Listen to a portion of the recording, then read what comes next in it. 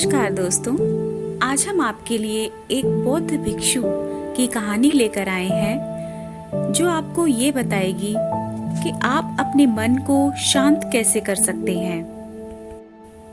यह कहानी है एक राजा और एक बौद्ध भिक्षु की। राजा तो बहुत से हुए, परंतु ये बौद्ध भिक्षु सबसे अलग थे। इनका नाम था बोधिधर्मा। बहुत से लोग ऐसा पूछते हैं कि भगवान बुद्ध के बाद क्या कोई भिक्षु ऐसा हुआ जिनको लोग फॉलो करते हैं।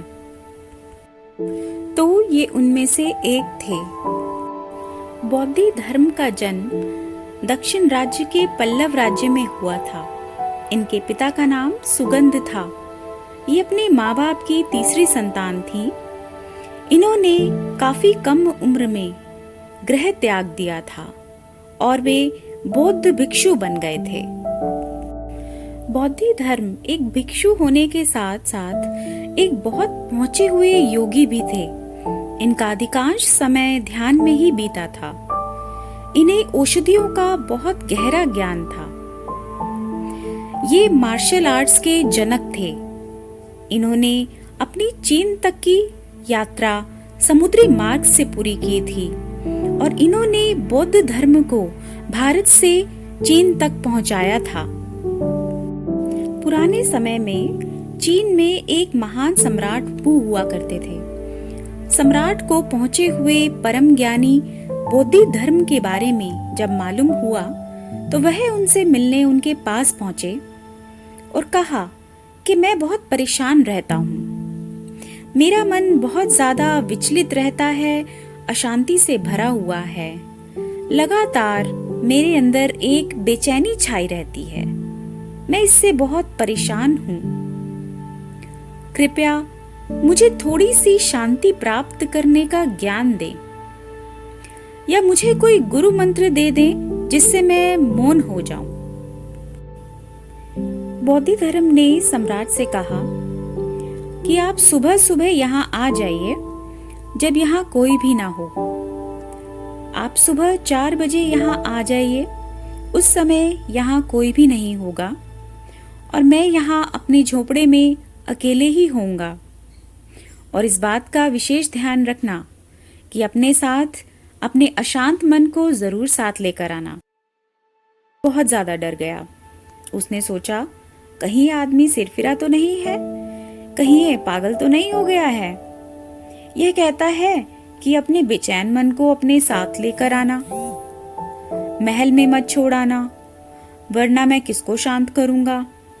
मैं तुम्हारे बेचैन अशांत मन को जरूर ठीक कर दूंगा, लेकिन उसे साथ लेकर जरूर आना।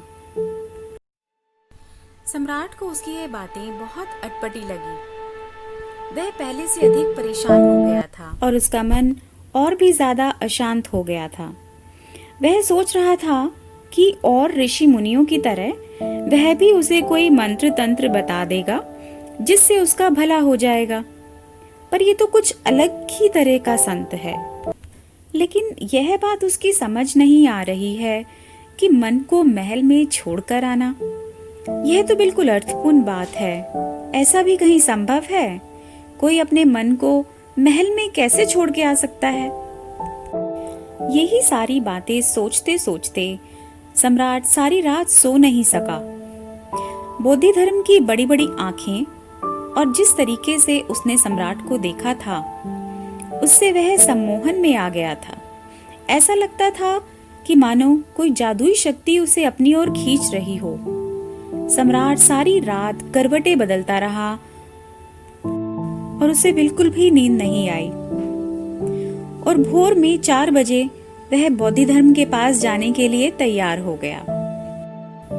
हालांकि वह जाना नहीं चाहता था, क्योंकि सम्राट बौद्ध धर्म को पागल समझ रहा था और वो भी इतने सुबह सुबह अंधेरे में जाना भी खतरनाक था, जबकि वहां कोई भी नहीं होगा।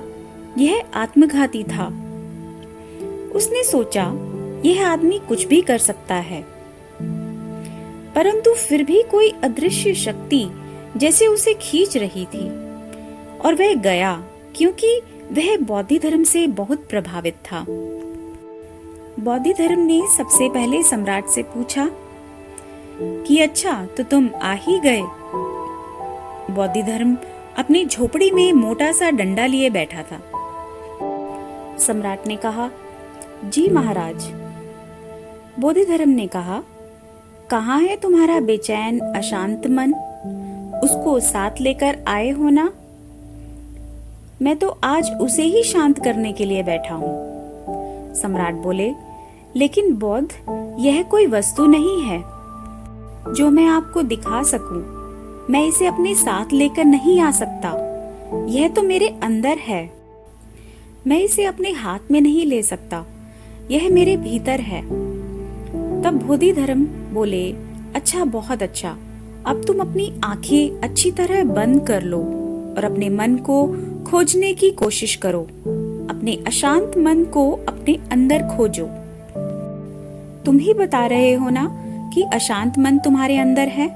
जैसे ही तुम उसको पकड़ लो, तुरंत आंखें खोल देना और मैं उसको उसी समय बहुत अच्छी तरह से शांत कर दूंगा। उस सुबह के अंधेरे में, और वो भी एक पागल के साथ, अब सम्राट परेशान हो गया था। उसे बार बार बोधिधर्म का डंडा, उसकी बड़ी बड़ी आंखें दिखाई दे रही थी। उसने अपने मन को अपने अंदर ढूंढने की बहुत चेष्टा की, बहुत प्रयत्न कर रहा था, और इसके साथ साथ उसे बोधिधर्म के डंडे का डर भी था। पता नहीं कब चोट कर दे। उस कारण वह जागरूक भी था। सम्राट अपने भीतर अपने मन को खोजने की बहुत कोशिश कर रहा था। अपने रोम रोम में सब जगह खोजा, प्राणों के कोने कोने में बहुत खोजा कि कहाँ है वह अशांत मन जो मुझे इतना परेशान कर रहा है।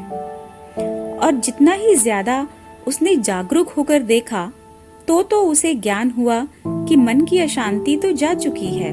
उसने अपने मन को खोजा, वहां को कोई मन था ही नहीं। उसे शांति ही महसूस होने लगी। छाया की तरह उसका मन विलीन हो गया था। 2 घंटे बीत चुके थे और उसे इसका पता नहीं चल पाया कि इस सारी प्रक्रिया में क्या क्या हो गया, उसके साथ क्या हो रहा था। अब तो उसका चेहरा बिल्कुल शांत हो गया था। उसका चेहरा बिल्कुल बुद्ध की प्रतिमा जैसा लग रहा था। जब सूर्य उदय होने ही वाला था, तब बोधिधर्म ने कहा, अब आंखें खोलो सम्राट, इतना पर्याप्त है। 2 घंटे पर्याप्त से अधिक हैं। क्या तुम बता सकते हो कि तुम्हारा अशांत मन अब कहाँ है? सम्राट वू ने अपनी आंखें खोली। वह इतना अधिक शांत था जितना कि कोई मनुष्य हो सकता है। उसने बोधिधर्म के पैरों पर अपना शीश झुका दिया। सम्राट वू अपनी आत्मकथा में लिखते हैं कि यह व्यक्ति अद्भुत, चमत्कारिक है। इसने कुछ किए बिना ही मेरे अशांत मन को बिल्कुल शांत कर दिया और मुझे कुछ भी अतिरिक्त करना नहीं पड़ा। सिर्फ मैं अपने शरीर के भीतर गया और शरीर के कोने कोने, रोम रोम, अपने पूरे शरीर की हर एक जगह गया और यह खोजा कि मेरा मन कहाँ है। बोधिधर्म ने बिल्कुल सही कहा था कि पहले अपने मन को खोजो कि वह कहाँ है, और मैं उसे खोजने में लग गया, और यह खोज ही काफी थी अपने मन को शांत करने की। दोस्तों, उस राजा की ही तरह आप भी शांति बाहर ढूंढ रहे हैं। वह शांति कहीं बाहर नहीं, आपके ही भीतर है। बस जरूरत है तो उसे खोजने की। दोस्तों, यह बात बिल्कुल सत्य है कि शांति, सुख, प्रसन्नता हमारे अंदर ही होती है और उसे हम बाहर की चीजों में ढूंढते रहते हैं। आजकल की गला काट प्रतिस्पर्धा में हमारे मन की शांति खो सी गई है। इसलिए अपने परिवार, माता पिता, भाई बहनों के लिए अपने मन की शांति को बनाए रखिए, तनाव को दूर कीजिए और जिंदगी में खुशी खुशी कामयाबी और सफलता को प्राप्त कीजिए। और जीवन में सदा खुश रहिए, आनंदित रहिए। तो दोस्तों, आज की ये बौद्धि धर्म और सम्राट बू की कहानी आपको कैसी लगी? आप हमें नीचे कमेंट बॉक्स में लिखकर अपना अनुभव ज़रूर बताइएगा। हम आपके कमेंट्स का स्वागत करते हैं। हमारे वीडियो को लाइक और शेयर ज़रूर कीजिएगा और हमसे जुड़े रहने के लिए नीचे लाल रंग का बटन दबाकर हमें सब्सक्राइब कीजिएगा। धन्यवाद। आपका दिन मंगलमय हो।